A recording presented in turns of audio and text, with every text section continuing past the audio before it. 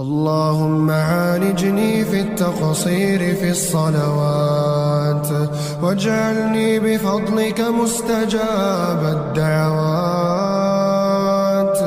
اللهم ارحم عقولا سهرت من أفكارها وخوفها، واشرح صدورا لم تنم من ضيقها، والطف بأجساد عجزت عن النوم من أمراضها.